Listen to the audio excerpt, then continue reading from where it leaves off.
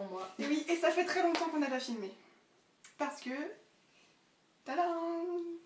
On a changé de décor un peu, ça se voit quand même. Bon, le cadre, il est posé sur mon lit un peu, parce qu'il n'est pas encore accroché au mur, mais ça va venir. En fait, j'ai déménagé, c'est pour ça qu'il y a eu une période au mois de juin où j'ai pas... Juin-juillet. Ouais. Où j'ai pas filmé du tout. Enfin si, au mois de juin, on avait pré-filmé des vidéos, donc ça allait. Mais donc voilà, je suis reviendue. On est reviendu. Ouais. Dans un nouveau décor, tout blanc, tout beau. Voilà, toujours avec le cadre derrière, hein, sinon ça fonctionne pas. Et voilà, donc aujourd'hui on revient pour un challenge qui est Guess the Story, que j'ai vu sur la chaîne de Emily, donc Build Up. Je vous mettrai la vidéo en barre d'infos, allez voir sa chaîne, je l'aime trop. Si vous aimez les livres, sinon ça sert à rien. Et donc en fait, le but de ce challenge, c'est de prendre une personne qui ne lit pas, ou presque pas. Si. Et oui, c'est moi. Et de lui faire deviner, enfin qu'elle essaye de trouver l'histoire du livre rien qu'en regardant la couverture. Donc j'ai pris 5 livres à essayer de lui faire deviner. Et c'est parti. Premier livre que tu vas devoir deviner, il s'agit de Ici et maintenant de Anne Bracharès aux éditions Gallimard. Tadam! Une très jolie couverture. Ouais, bah ça m'attire pas trop. Ouais. Alors, j'analyse. Hein. Vas-y. Ici et maintenant.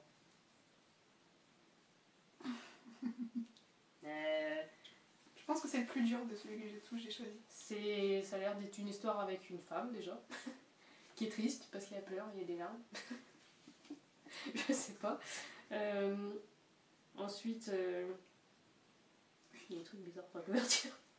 Il y a des dessins, ouais. On dirait qu'il y a une ruche, je ne sais pas ce que c'est. Une ruche? Mais oui, là. Je sais pas ce que je vois, mais. C'est un peu flou leur truc. Hein. Bah, franchement, je sais pas trop. C'est tout? Tu donnes ta langue au chat? Ici et maintenant. Bah, à mon avis, elle a été triste, peut-être, dans une vie. Enfin, dans le passé. Et maintenant, elle décide de tout faire tout de suite, maintenant, quoi. Et ici, là où elle est. Enfin, je sais pas. Ici et maintenant, je sais pas. Alors, c'est l'histoire de. Attends, je ne sais plus son prénom. De Prina, qui est une jeune fille de 17 ans, donc ça c'est à peu près bon, on peut dire une femme, qui en fait a immigré. Oui. Elle vient du futur. Ça, je pouvais pas le deviner. Et elle. Donc elle vient du futur et en fait elle a voyagé avec sa famille pour venir dans le présent. Dans notre temps en fait. Et elle va faire la connaissance d'un garçon qui s'appelle Ethan et il va se passer des choses, voilà. C'est un peu son histoire. Ouais. Voilà, l'ouverture me faisait pas penser à ça. Voilà. Il s'agit de Guillaume Musso, La fille de papier aux éditions Pocket. Tadam. Voilà. Alors, c'est l'histoire d'une fille, hein. Fille de papier, logique. Apparemment qui va écrire, je sais pas quoi, une fille de papier, donc elle écrit sur du papier, hein. Et un jour elle va rencontrer peut-être quelqu'un, je sais pas, et elle va continuer d'écrire, et après... parce qu'on voit qu'elle rêve un peu, donc je sais pas, elle va peut-être rêver, ou elle va peut-être rencontrer quelqu'un en vrai, s'évade dans son écriture, ou l'écrivaine, je pars loin, je me mélange, je sais pas. Alors, c'est l'histoire de Tom, un écrivain célèbre. Ah oui, d'accord. Qui écrit des livres, et un jour, le personnage principal de ces livres va sortir de son livre en fait. Ah, c'est bien ça. Et va exister pour de vrai, donc il va se passer des choses, voilà, entre ces deux personnages. Ah bah oui, fille de papier, elle sort d'un livre et tout. Voilà. N'importe quoi. Une fille qui écrit sur le livre. Troisième livre, alors ça c'est un de mes préférés, c'est La danse des ombres de Yelena Black aux éditions Pocket Jeunesse. Tadam. Belle couverture, tu Ouais, l'as dit. très belle couverture. Ça parle de danse, hein. Elle a des pointes.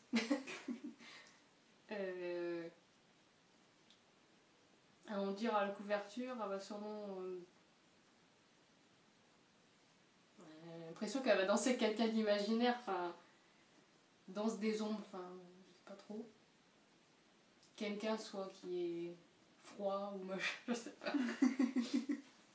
Ou alors elle danse avec son ombre, hein, je ne sais pas. Elle a l'air de tourner sur elle-même.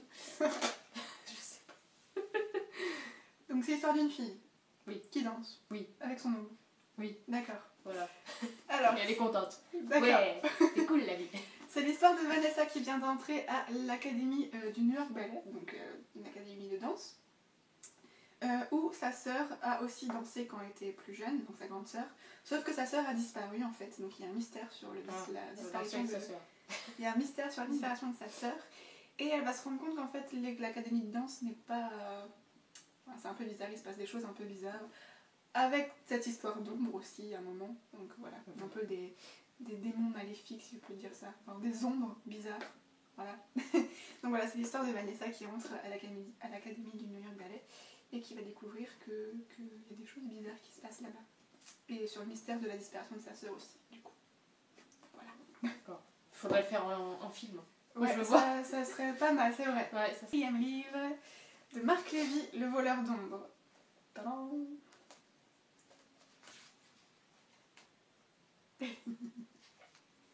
C'est un monsieur. Il vole les ombres. Parce qu'il aime bien ça. Et en fait, quand il est dehors et il y a du soleil, du coup, il y a des ombres. Et du coup, il court après les ombres. Mais vu que les ombres, tu veux pas les attraper, et il emmène des personnes et il les met dans un endroit noir. Parce que du coup, il n'y a plus d'ombre quand il fait tout noir. Et du coup, voilà. Et puis, je sais pas. Après, au bout d'un moment, il n'y a plus de place. Du coup, il décide de lui faire de la place. Et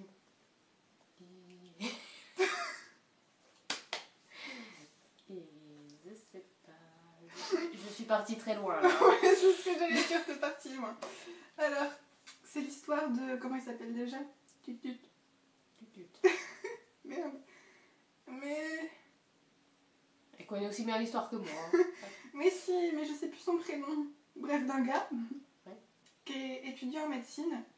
Et en fait, quand il était enfant, il volait les ombres de ceux qui croient, de ceux qui croisent. Enfin, en fait, il a un peu un pouvoir... Bête, hein. il a un pouvoir de, comment dire, d'entendre les rêves et les espoirs des personnes. Et donc un jour il va grandir en essayant de mettre son don de côté.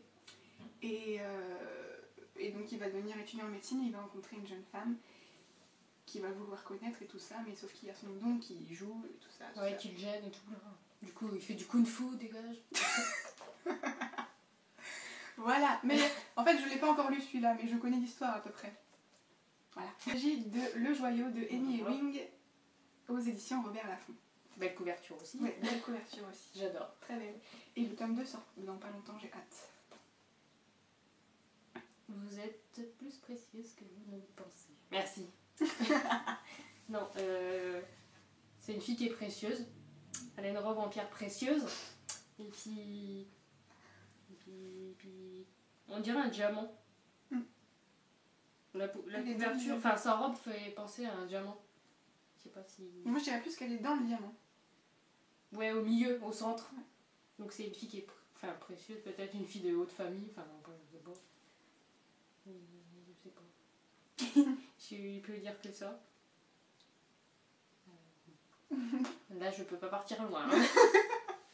T'aurais pu, hein. Oui, mais je suis pas inspirée. Alors, c'est l'histoire de Violette. Donc ça se passe dans un futur un peu dystopique, tu vois, genre divergente et tout. Ouais. Et en fait, Violette donc n'est pas une fille de haute famille, pas du tout, elle est pauvre. Et en fait, dans ce monde-là, les filles pauvres, on s'en sert pour faire des mères porteuses pour les femmes de la haute société, parce que les femmes de la haute société, je ne sais pas pourquoi, dans leur gène, elles ne peuvent pas avoir d'enfants. Voilà, je crois qu'ils ne voulaient pas abîmer leur corps. Non, elles ne peuvent pas avoir d'enfants. Et donc, il s'avère que Violette a le gène pour être mère porteuse, donc à l'âge de 17 ans, il me semble, je crois. C'est tôt quand même. Je crois que c'est 17 ans, 18 ans, je sais plus. Et elle va dans un espèce d'endroit en fait où il y a toutes des jeunes filles comme elle. Et vient le jour des enchères en fait, parce qu'elles sont vendues aux enchères par les dames de haute société. Et donc elle est achetée par la duchesse de... Comment elle s'appelle ? La duchesse du lac. Et là, Violette n'a plus le prénom Violette, mais elle devient un numéro, le numéro 197. Donc, Voilà, et elle va rapidement découvrir qu'en fait, ce monde où tout est beau, enfin, de l'extérieur, on croirait que tout est beau, tout est super, enfin voilà, la haute société, quoi, il se cache des choses pas très drôles. Et donc voilà, ça va être l'histoire de Violette qui va devenir mère porteuse pour la duchesse du lac. Et elle va rencontrer un garçon, on s'en doute bien, hein, qu'est-ce qu'il fait déjà lui? Il est serviteur, non? Ah oui, il est loué pour servir de compagnon à la nièce de la duchesse, en attendant qu'elle trouve le vrai, en fait. Voilà, en fait elle s'entraîne un peu sur lui, tu vois. C'est un peu bizarre. Bref, et du coup elle va rencontrer ce garçon, je ne sais plus comment il s'appelle, c'est pas marqué. Non, c'est pas marqué, mais bref, du coup il va se passer des choses, tout ça. Je le veux en film aussi. Ouais, c'est vrai que ça doit être pas mal aussi. Ouais. Et je veux la suite. Parce que ça fait au moins plus d'1 an que je l'ai lu et j'attends toujours la suite. Et c'est chiant parce que quand tu lis un livre et que ça fait longtemps que tu l'as lu, il y a plein de détails que tu oublies. Voilà. C'était rapide finalement. Ouais, c'était rapide, ça va. C'était drôle. Elle est partie loin des fois, je crois, mais ouais. Voilà, c'est ça quand on lit pas. Hein. Oh. Je regarde les films, moi. C'est mieux, il y a des images. Ça bouge. Ouais, je suis contente. Donc voilà, j'espère que ça vous a plu. N'hésitez pas à refaire ce challenge avec un ami. Ça peut être drôle d'essayer de lui faire deviner. On pourrait même faire ça avec des films, tiens. Des pochettes. Ouais, des pochettes de films. Pourquoi pas? À voir. C'est toi qui me poseras la question cette fois-ci. Ah, ouais, mais j'en ai pas chez moi. Ouais, à voir. À voir. Donc voilà, j'espère que ça vous a plu. Je suis super contente de revenir enfin filmer. Ça faisait un moment, ça manquait. Même si j'étais beaucoup occupée pendant ce mois-ci, ça manque. Donc voilà, j'espère que ça vous a plu. On vous fait des bisous et on vous dit à très bientôt dans une prochaine vidéo. Bye!